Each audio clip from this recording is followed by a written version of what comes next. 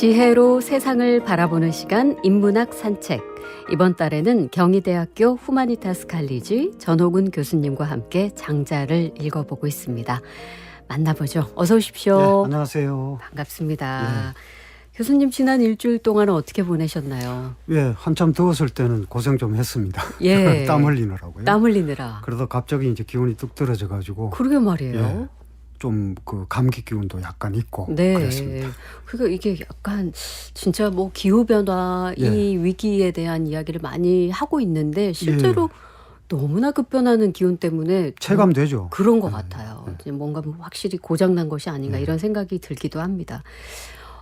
이제 저희가 이렇게 전호근 교수님 같은 분들, 이제 뭔가 고전을 연구하는 그런 학자들을 만나면 이것도 편견일 수가 있어요. 아마 분들은 참 아날로그적인 삶을 사실 것이다. 그런 생각들을 하곤 하는데 그래서 여쭤보고 싶은 게 이제 최근에 뭐 개봉하는 영화, 최근 많은 사람들이 이야기하는 드라마, 뭐 음악, 공연 이런 좀 현대적인 콘텐츠 같은 것도 많이 즐기시는 편이신가요? 예, 저도 뭐 별반 다르지 않습니다. 뭐 좋아하시나요? 현재 미디어 환경에서 뭐 유튜브도 보고 네. 좀 뭐 스트리밍 서비스로 뭐 영화나 이런 것들도 보고 네. 간혹 이제 드라마도 보고요. 네네네.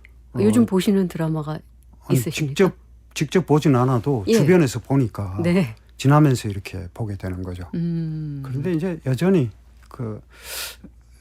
영상 매체를 보는 시간이 더 많은 것 같기는 합니다. 저도. 네, 네. 그런데 가장 즐거운 시간은 역시 책을 읽을 때. 네. 예, 그때가 가장 즐거운 것 같아요. 네. 와. 점점 줄어드는 것 같습니다. 근데. 책을 읽는 시간이요. 예. 확실히 영상 매체가 진짜 도파민을 폭발시킨다고 하잖아요. 예, 짧은 영상 뭐 이런 것들이 계속 이제 이어지니까. 그렇죠. 알고리즘을 타고. 예. 그러다가 이제 내가 지금 왜 이걸 보고 있지? 이런 각성을 하기도 합니다. 근데 전호근 교수님도 영상을 보면서 그런 각성을 한다고 하니까 좀 마음의 위안이 되기도 합니다.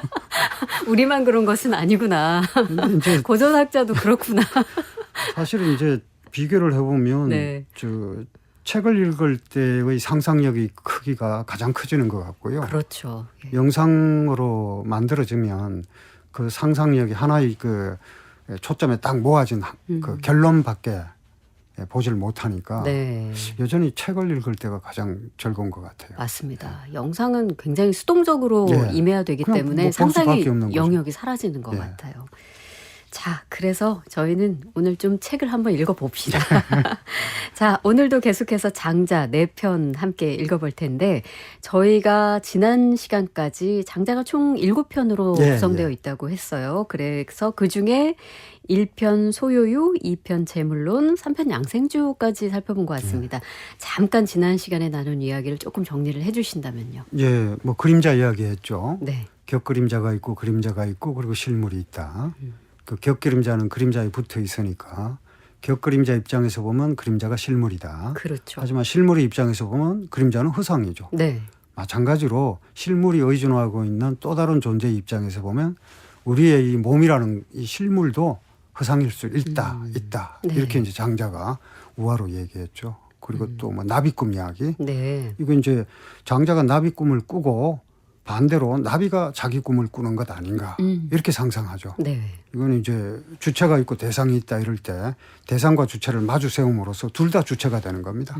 그래서 내가 너가 될 수 있고 너가 내가 될 수 있는 그런 세상, 평등한 세상을 꿈꾸는 게 장자다. 네. 이 말씀도 드렸죠. 네. 그리고 그렇습니다. 이제 뭐 백정이 소잡는 이야기, 네. 그리고 그 군주와 가장 신분이 천한 백정이 스승과 제자 관계인데 신분이 가장 천한 백정이 스승이고 한나라의 군주가 제자가 된 셈입니다. 네. 그런데 이제 그 백정이 천리에 따라서 자연의 법칙에 따라서 소를 잡는 그런 내용 말씀드렸죠. 네.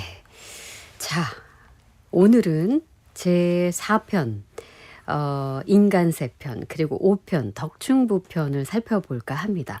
먼저 인간세편을 보면 이제 새 속에서의 처세술에 관한 의미가 담겨 있습니다. 그래서 장자는 뭐 이렇게 말을 해요. 착한 일도 너무 많이 하지 말고 예. 나쁜 일도 너무 많이 하지 말고 자신을 보호해야 한다. 이렇게 말한 인물인데 이렇게 생각해 보면 장자라는 인물도 굉장히 처세술에 능했던 사람이 아니었을까. 예. 어떻습니까? 방금 말씀하실 내용을 보면 이제 착한 일도 적당히 하고 네. 악행도 적당히 해라. 뭐 이런 거 굉장히 뭐 비겁한 기회주의적인 그런 인물처럼 보이잖아요. 네네. 그런데 사실은 이제 장자가 살았던 시대가 한마디로 이제 전쟁과 폭력의 시대였기 때문에 처세술이라기보다는 처세술은 어떻게 보면은 일종의 그 성공을 위한 여러 가지 기술 뭐 이런 의미가 있는데 그렇죠. 장자는 그야말로 이 폭력적 세상에서 어떻게 생존할 것인가 그 몸부림이죠. 네. 예, 당장의 생존이 확보되지 않는 상태에서 뭐 공자나 맹자처럼 나서서 천하를 올바르게 뭐 바로잡겠다 이렇게 얘기할 수 없는 처지가 장자였다. 네. 이렇게 이해할 수 있겠습니다. 네. 우리가 알고 있는 처세술은 말씀하신 대로 이제 성공을 위해서 온갖 수단을 가리지 않는 어떤 지름길 그런 방법을 말한다면 장자가 말한 처세술은 그런 처세술이 아니라 살아남기 위한 몸부림. 네. 어떤 극한 혹은 극도의 위기 상황에서 어떻게 자신을 보호할 것인가 그런 예를 이야기인 들면 거죠. 상대가 총을 들고 와서 너 어느 편이냐 이렇게 묻는 그런 상황이거든요. 네, 네. 그럴 때 자기 소신을 그대로 밝히면 생존이 어렵지 않습니까? 네. 네, 그런 절박한 몸부림이다. 이렇게 이해할 수 있습니다. 그런데 글쎄요. 이 험한 세상에서 어떻게 보면 남을 죽이고 내가 사는 그런 방법이 아니라 나도 살고 너도 사는 그 방법을 그렇죠. 우리가 한번 이야기해보자라는 건데 근데 모두가 잘 살면 좋겠다. 이거는 너무 유토피아적인 이상적인 생각이고 어떤 명예 혹은 자원 같은 것은 굉장히 한정돼 있으니까 일반적으로 사람들은 남을 누르고 내가 올라가려는 그런 욕망이 다 있단 말이죠. 그래서 나도 잘 살고 남도 잘 살기 위해서 장자는 그럼 어떻게 해야 한다고 이야기하고 있죠? 예, 낮잠을 잡니다. 아, 이제 또 한가한 이야기로 좀 들어가고 있어서 정신을 이제 바짝 차려야 될 것 같습니다. 그런 식이거든요. 예. 앞서 이제 소요유 편에서 셰시가 나왔잖아요. 예. 셰시가 커다란 나무를 보면서 무슨 생각을 하냐면 이 나무를 잘라서 어디에 쓸까 이런 생각을 합니다. 그랬죠. 근데 그게 사실은 이제 나무가 아니라 사람이란 말이에요. 사람을 어떻게 유용하게 쓸까 네. 그런 쪽으로 생각하는 게 이제 셰시와 같은 세상 사람들의 문법이죠. 네네. 그 그런데 쓸모, 장자, 쓸모에 대해서. 그런데 장자는 함께 사니까 나도 살고 너도 산다. 그렇게 큰 나무가 있다면 그 시원한 그늘 아래서 낮잠 좀 자고 네. 그 나무 아래에서 아무런 목적 없이 방황하는 것. 이게 이제 결국엔 나도 살고 너도 사는 방법이거든요. 네. 사람과 사람 사이의 관계 이런 뜻으로 인간이란 말을 썼는데 그런 인간들이 사는 세상 그리고 장자가 만난 시대는 정말 앞서 말씀드린 것처럼 너 어느 편이냐 이렇게 편가르게 하는 그런 시대거든요. 네, 네. 그런 상황에서 장자가 어떻게 살아남아야 할 것인가 이렇게 고민한 거죠. 근데 실제로 이 이야기를 좀 현대 사회에 접목을 해보자면 워낙에 이제 어떤 이념으로 갈라져 있는 그런 상황이기 때문에 어떤 입장이냐, 어떤 스탠스냐라고 묻는 상황들에 자주 맞닥뜨리게 되는 것 같습니다. 자주 묻죠. 네. 너 어느 편이냐 이렇게 묻죠. 그렇죠. 지금도. 구분짓고 네 편, 내 편을 구별하기 위해서. 아무개를 욕해봐라 뭐 이런 식이죠. 맞아요. 그럴 때 어떻게 장자와 같을 수 있을까요? 우리는 어떻게 해야 될까요? 제가 인상 깊게 본 영화 중에 옛날 영화인데요. 예. 고지전이라는 전쟁 영화가 있었어요. 네네. 근데 거기 보면 이제 주인공이 방첩대 장교인데 그 방첩대 장교가 상관에게 항의하는 내용이 있습니다. 예를 들어 이제 총 들고 와서 밥 내놓으라. 그래서 밥 해주고 총 들고 와서 물 내놔라. 그래서 물을 줬는데 그런 사람들을 왜 잡아갑니까? 이런 식으로 얘기를 하거든요. 네. 그러니까 장자 같은 경우는 공자나 맹자처럼 뭐 지휘관이나 장군이나 뭐 한나라의 지도자나 이런 입장이 아니라 바로 그런 총부리 앞에서 너 어느 편이냐고 묻는 그 민중. 예, 네, 그 네. 입장이거든요. 네, 네. 그 입장에서 생각해 보면 우리가 지금 싸우는 그런 이념이라든지 이런 것보다 더 소중한 게 바로 그런 사람들의 삶이죠. 네. 장자는 그런 사람들을 대변하는 사람이지 영웅이 아닙니다. 네, 네. 자, 그러면 장자는 이 부분에 대해서는 어떻게 얘기했을까요? 예를 들면 잔인한 권력자로부터 자신을 지키는 법, 이것은 어떤 한 나라로 본다면 뭐 지도자일 수도 있고 또 작은 사회로 보자면 자신이 다니는 어떤 기업의 사주일 수도 있고 혹은 갑질을 하는 부장일 수도 있고 예를 들면 점점 내려올 수 있단 말이죠. 그럴 때 자신을 지키는 법은 뭘까요? 예. 뜻밖에도 장자는 그런 권력에 영합하는 모습을 보입니다. 영합을 한다고요? 예. 이를테면 급의곡이라는 현자가 있고 위나라 태자라는 이 폭력적 권력자가 있어요. 그런데 이 위나라 태자는 사람을 밥 먹듯이 죽이는 자입니다. 네. 그런데 이제 그런 사람 앞에서 공자나 맹자처럼 직관하는 걸 장자가 추천하지 않습니다. 네. 오히려 급의곡처럼 유연하게 대처하기를 바라는 거죠. 그래서 이 권력자가 나쁜 짓을 하면 같이 나쁜 짓을 하는 거예요. 네. 예, 겉으로. 예. 그리고 또 이 서로 영합하는 화를 강조하는데 그 권력자와 같은 마음을 갖고 있다는 걸 보여줘요.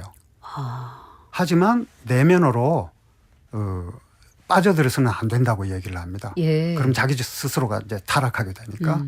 하지만 그런 내면이 밖으로 드러나게 해서는 안 된다. 그러면 권력에 의해서 희생당한다는 거죠. 네. 급의곡 같은 현자가 그런 삶을 살았다고 보고 급의곡을 높이 평가하는 거죠. 네. 그런데 이제 한 걸음 더 나아가서 이를테면 그릇된 권력자를 바로 잡으려고 했다는 명성이 쌓이면 네. 그게 다시 또 삶을 구속한다는 거예요. 그래서 지난 시간에 잠깐 얘기했던 것처럼 착한 일도 적당히 하고 명예가 생기면 안 된다는 거예요. 악행은 적당히 해라 이런 얘기인데 사실 악행을 저지르게 되면 형벌에 걸려서 생명이 위태롭게 된다는 건 누구나 다 알죠.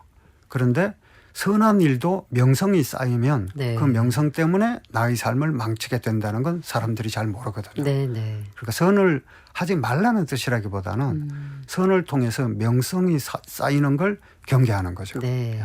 명예욕이라고 하는 게 이제 인종욕구에 해당하는 것이기 때문에 누구도 피해갈 수가 없는 건데 바로 그런 함정을 장자가 경계하고 있다고 얘기할 수 있습니다. 지금 교수님 설명을 들으면 엄청난 수양을 쌓아야만이 이 권력자로부터 자신을 지킬 수 있을 것 같다는 생각이 들거든요. 왜냐하면 처음에는 마치 그 권력에 영합하듯이 보이지만 진짜 영합하는 것이 아니라 내 마음속으로는 그것으로부터 멀어져서 자기를 지키는 마음이 있어야 되는 거잖아요.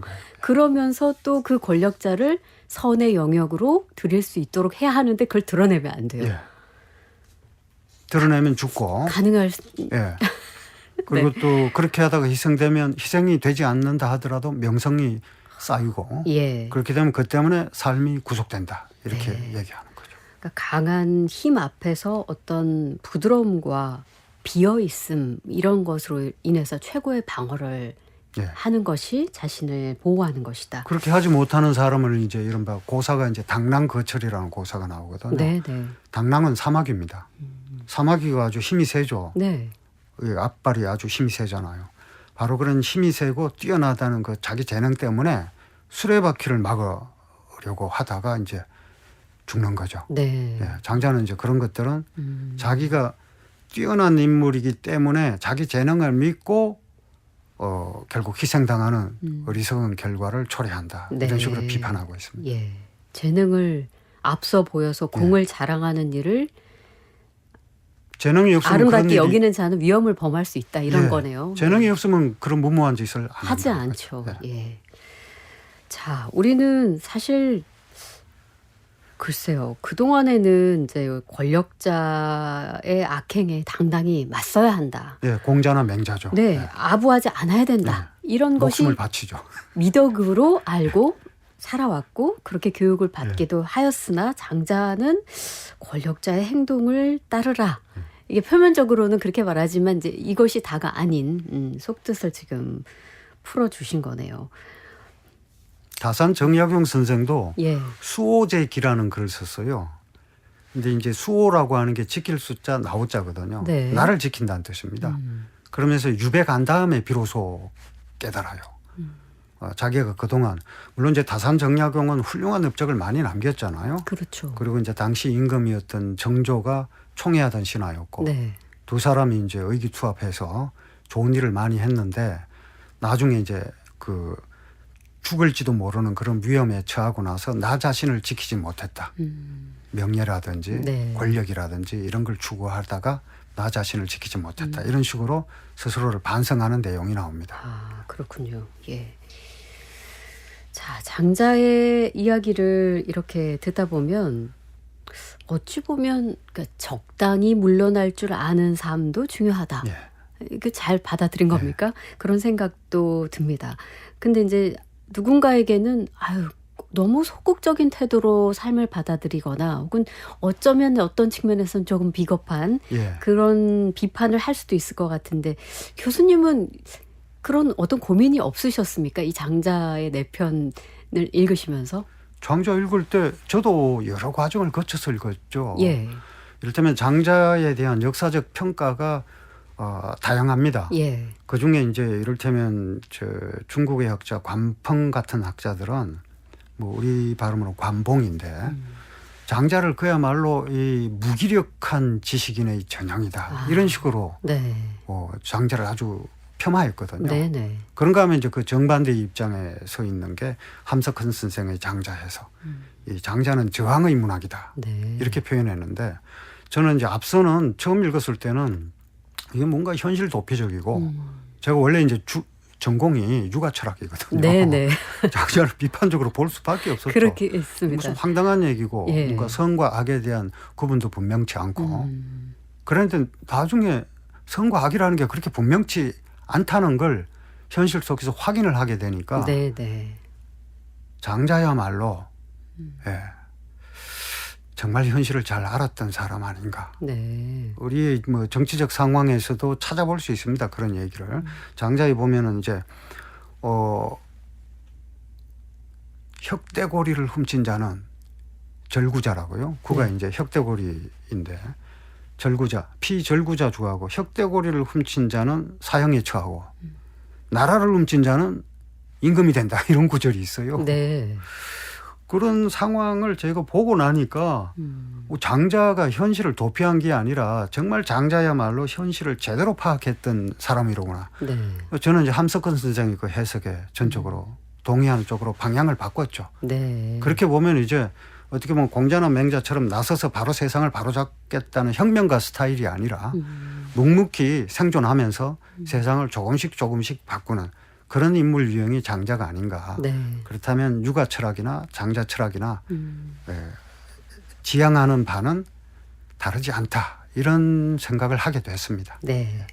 어쩌면 평범하게 살아가고 있는 우리들, 우리 시민 한 사람 한 사람을 좀 대변하고 그들의 고민과 예. 그리고 그들의 욕망을 앞두고 갈등하는 그런 부분에 있어서 해답을 주려고 했었던 예. 그런 인물이 바로 장자가 아닌가 네, 생각합니다. 음악을 한 곡 더 듣고 와서 이야기를 계속 나누겠습니다. 강권순의 노래 달아 일악장 기원. 강권순의 달아 일악장 기원 함께 들었습니다. 카카오톡 오픈 채팅방으로 보뜰마을님께서 장자의 처세술은 생존을 위한 처세술이었군요. 장자의 생존 철학은 가늘고 길게로 정리되네요. 네, 우리 교수님께서 고개를 격하게 끄덕이셨습니다. 네, 그다음에 국악사랑 쓰시는 분. 인간은 나약해서 유혹에 약하기에 수행이 많이 필요할 것 같아요. 맞아요. 저도 지금 장자 수업을 들으면서 계속 그런 생각을 함께 하고 있습니다. 글동무님께서 내용이 쉽지 않아서 어려울 거라 생각했는데 참 재밌습니다. 그래서 지금 귀를 쫑긋하고 저희 장자 4편의 이야기를 들어주고 계십니다. 자, 박혜진의 문화시대 목요일 코너 인문학 산책 함께하고 계십니다.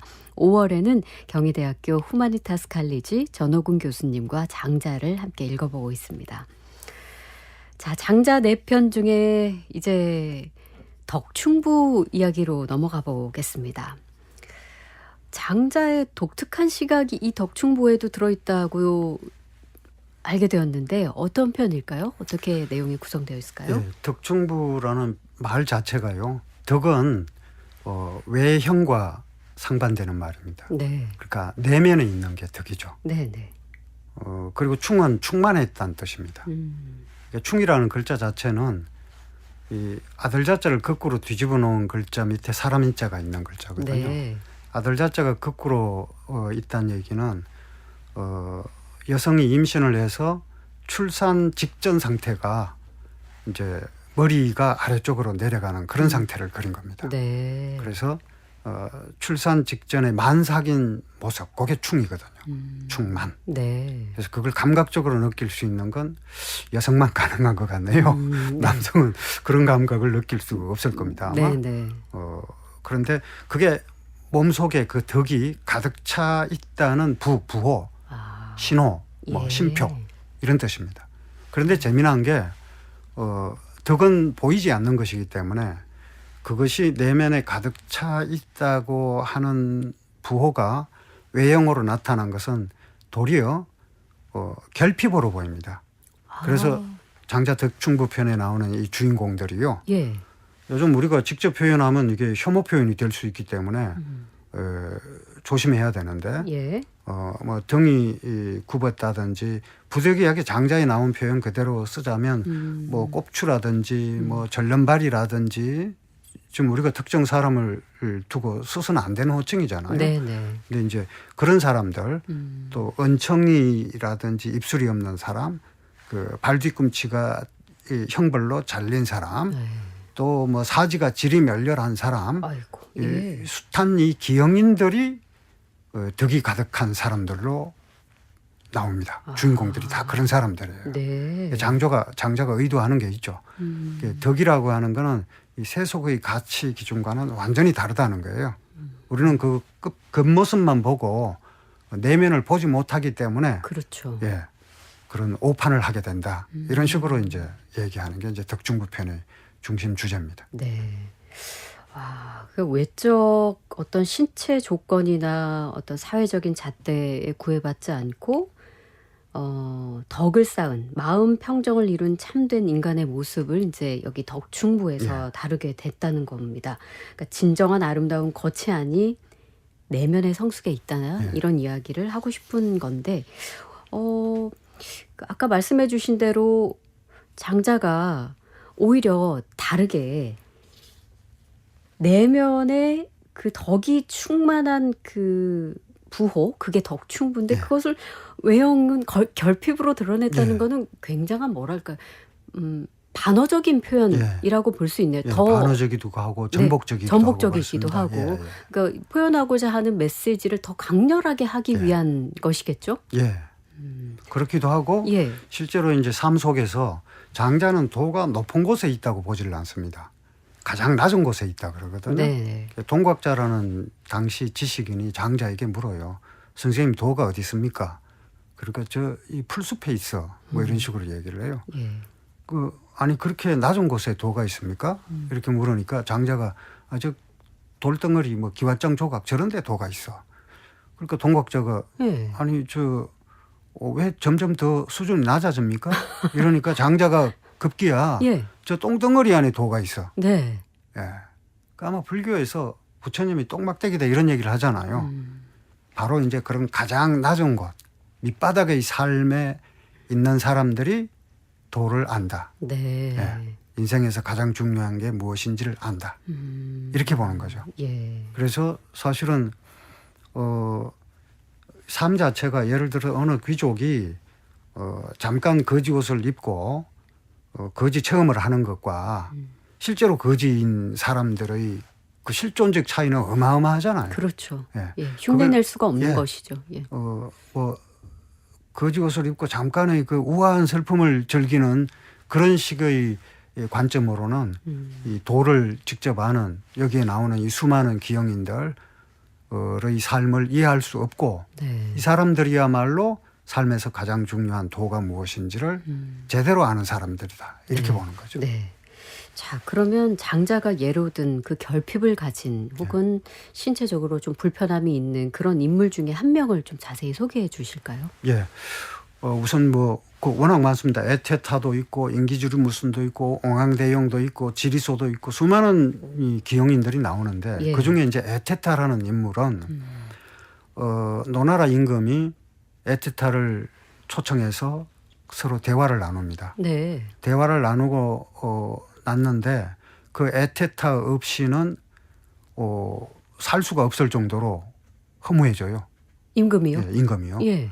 그러니까 에테타가 없으니까 도나라에 사람이 없는 것 같다 이렇게 얘기를 하는데 도대체 어떤 매력이 있길래 그랬을까요? 그런데 예. 그 용모는 테타라는 말 자체가 낙타라는 뜻이거든요. 네.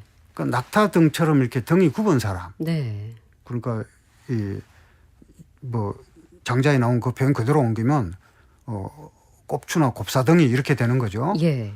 그런가 하면 이제 용모 자체도 워낙 추악해서 사람들이 한번 보면 깜짝 놀랄 정도라는 네. 거죠. 네.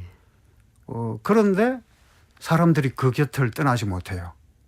이게 이제 수수께끼죠. 그러네요. 네, 도대체 왜 이럴까? 네. 그런데 이제 장자는 거기에 보면 에테타가 가진 것은 아무것도 없다. 일단 권력이 없고 그리고 부도 없고 네. 또 아름다운 용모도 없고 예. 그리고 뭐 화려한 언변도 없고 그러니까 흔히들 사회적으로 추앙하는 그렇죠. 그런 예. 조건이 없는 하나도 겁니다. 없어요. 예. 네.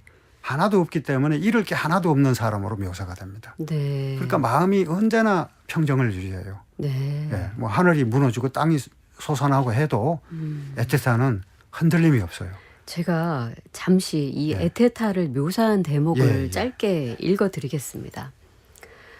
위나라에 용모가 추악한 사람이 있는데 사람을 죽음에서 구제할 수 있는 임금의 지위도 없고 사람들의 배를 채워주기 위해 모아둔 재물도 없으며 게다가 그 추악한 용모는 천하의 모든 사람들을 놀라게 할 만하고 남을 따르기만 하고 앞서 인도하지 않으며 지식이 주변 사람들보다 뛰어난 것도 아닌데 남녀가 그 앞에 모여듭니다. 대체 어떤 매력의 인물일까요? 이제 여기서 장자가 재미있는 게요. 예. 공자를 등장시킵니다. 그렇습니다. 장자는 대체로 공자를 비판하지만 많은 경우에는 또 공자를 내세워서 자기가 하고 싶은 말을 해요. 네. 그런데 공자가 바로 이 에테타 같은 사람을 공자 제자가 묻거든요. 선생님 도대체 어떻게 된 겁니까? 저런 사람들은 남을 가르치지 않는데 네. 공자는 가르치잖아요. 네. 그런데 저 사람들은 남을 가르치지 않는데도 제자들이 이 선생님 수만큼 많습니다. 어떻게 된 겁니까? 네. 제자들로서는 예, 이해할 예, 수 없는 예. 부분이죠. 그러니까 공자가 얘기하는 거는 에테타는 성인이다 이렇게 얘기를 해요. 가르치지 않는 가르침인 거죠. 예. 이게 이제 선불교에서 얘기하는 불교 가르치지 않는 우리가 이제 석가모니 세존이 염화시중 이제 꽃을 들고 여러 사람들에게 보여주었더니 안 한 존자 한 사람만 그 의미를 알아듣고 미소를 띄었다 해서 그 가르침을 이제 선의 가르침 또 교회 별전 가르침 밖의 가르침 뭐 이런 네. 뜻이거든요. 네, 네. 공자는 이제 에테타 같은 인물을 그렇게 보는 거죠. 가르치지 않고도 저절로 가르칠 수 있는 것. 그걸 이제 그 장자는 무위라고 표현을 했고요. 그리고 놀랍게도 또 공자가 그 사실은 문헌으로 볼 때는 무위라는 말을 가장 먼저 쓴 사람이 공자입니다. 예. 순임금, 요임금, 순임금이 무위로 천하를 다스렸다. 이렇게 얘기를 하고 있으니까 사실은 우리가 지금 가르친다 그러면 뭐 정보나 지식이나 데이터나 이런 걸 가르친다는 뜻이 되는 건데 그렇죠. 에테타는 자신이 쌓은 그 양생은 이제 삶이 흔들리지 않는 거거든요. 네. 명예나 뭐 권력이나 부나 이런데 마음이 전혀 흔들리지 않는 모습을 지녔기 때문에 사람들이 그 앞에 모여드는 것이다. 예. 결국 양생에 성공한 인물로 에테타를 거론한 겁니다.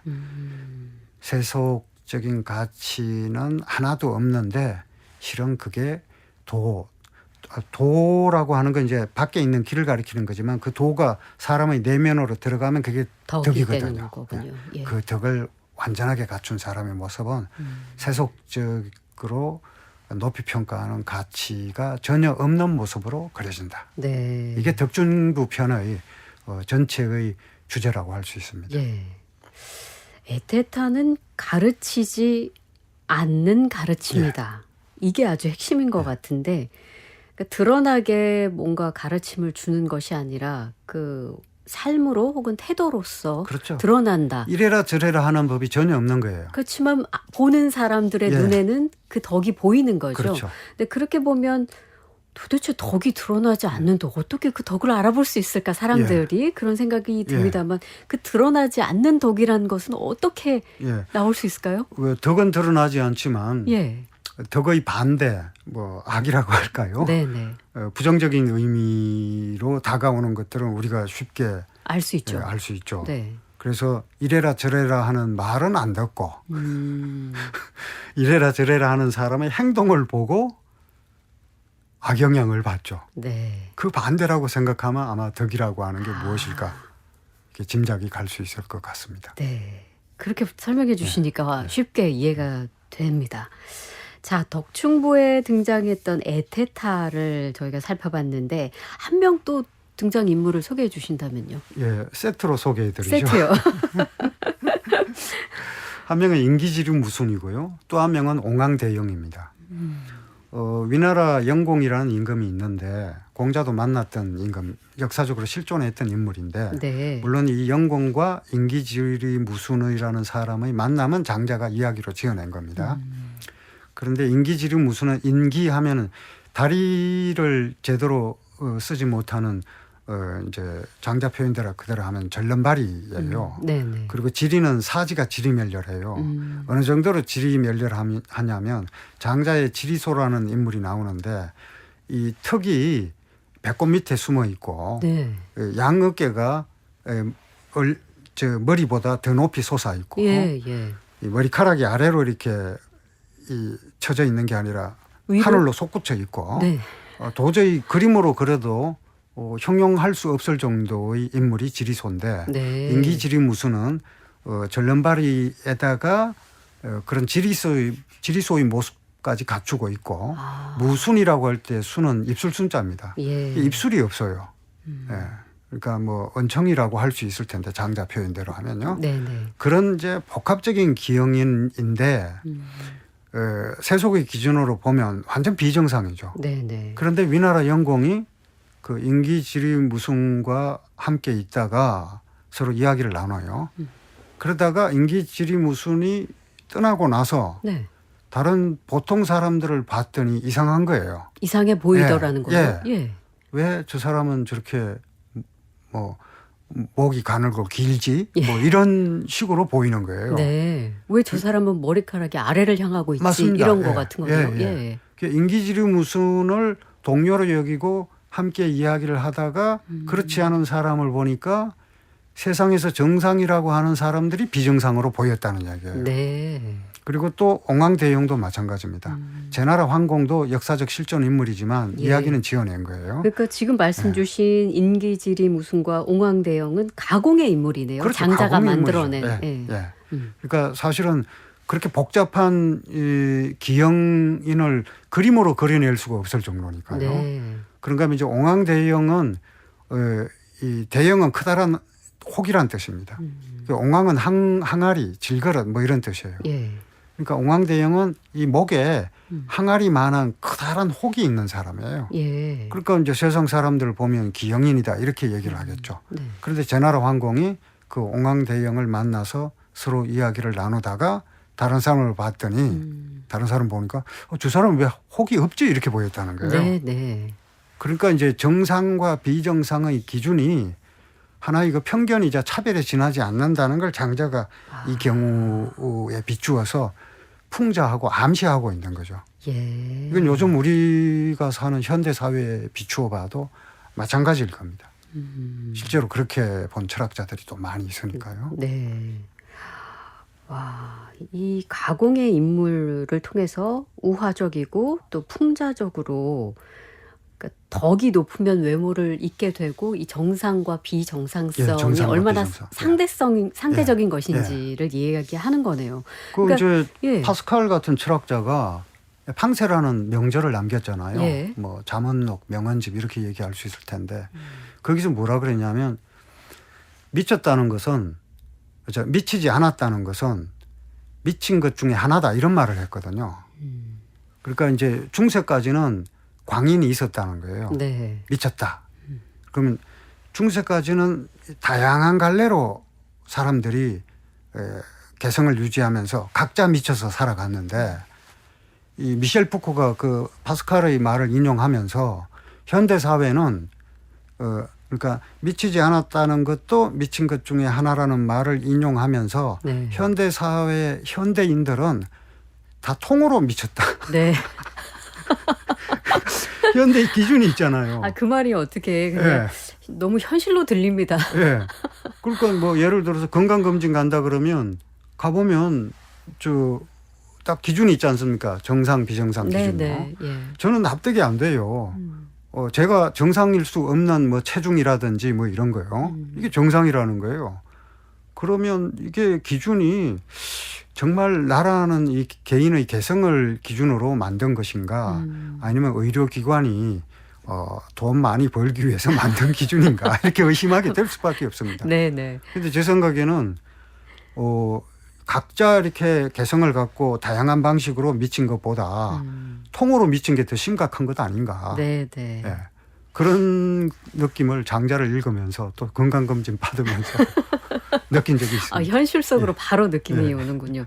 그러니까 장자는 계속해서 그 이야기를 하는 것 같아요. 세상의 기준을 의심해라. 그러니까 사람들이 만든 그 세속의 기준, 사회 통념이 만든 것.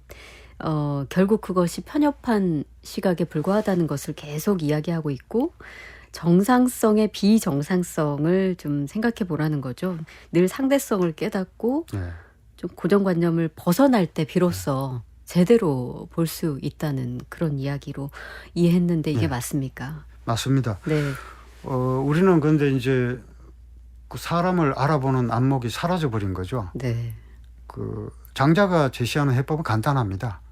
겉으로 드러나는 모든 그 세속적 가치 기준을 버리면 그 사람이 보인다는 거예요.